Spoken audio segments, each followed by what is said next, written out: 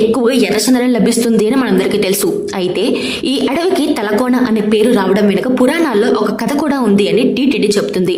తిరుమల తిరుపతి దేవస్థానం వారు ఆదిశేషుడే శేషాచల పర్వతంగా మారి ఇక్కడ వెలిసాడు అని వేదాల్లో ఉన్నట్లు ఈ ప్రాంతంలో ఏర్పాటు చేసిన ఒక బోర్డులో రాసి ఉంటుంది. తిరుపతి జిల్లా ఎర్రవారిపాలెం మండలం నరబైలు గ్రామం సమీపంలో తలకోన అటవీ ప్రాంతం ఉంది. ఎన్నో రకాల వన్యప్రాణులు, అరుదైన అటవీ సంపదకు ఇది నిలవు. తిరుపతి నుంచి బాకరాపేట మీదుగా 57 కిలోమీటర్ల దూరం వెళ్తే తలకోన వస్తుంది. తిరుపతి పేలేరు నుంచి గంటకు ఆర్టీసీ బస్సులు నడుస్తూ ఉంటాయి.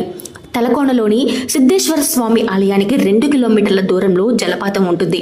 జలపాతం వద్దకు వెళ్ళాలి అంటే సిద్ధేశ్వర స్వామి ఆలయం నుంచి కిలోమీటర్ దూరం మట్టి రోడ్డులో వాహనం లేదా నడిచి వెళ్ళాలి.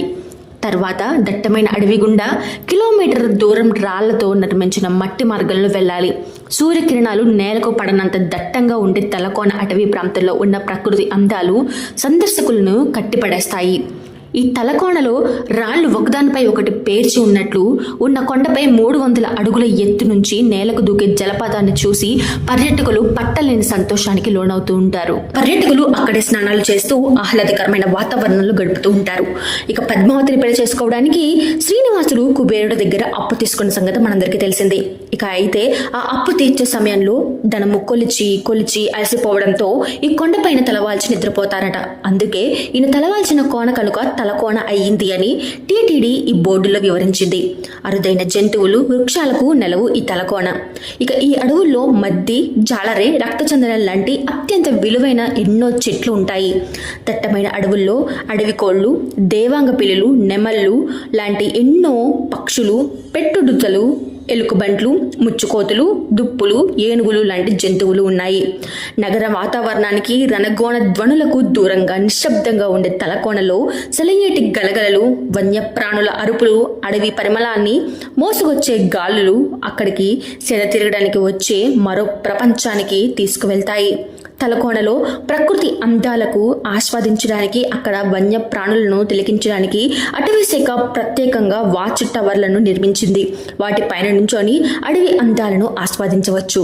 3500 హెక్టార్లలో విస్తరించిన శేషాచలం కొండల్లో కొంత భాగంలో అంతర్వాహినిలా ప్రవహించే నీళ్ల జలపాతం పై భాగంలో ఉన్న గుండెల్లో చేరుతాయని, ఇక్కడ నుంచి దారల మండు వేసవిలో కూడా కిందకి పడుతూ ఉంటాయి అని చెప్తున్నారు. తలకోన ప్రాంతాన్నంతా మైక్రో క్లైమాటిక్ జోన్ కూడా అంటారు.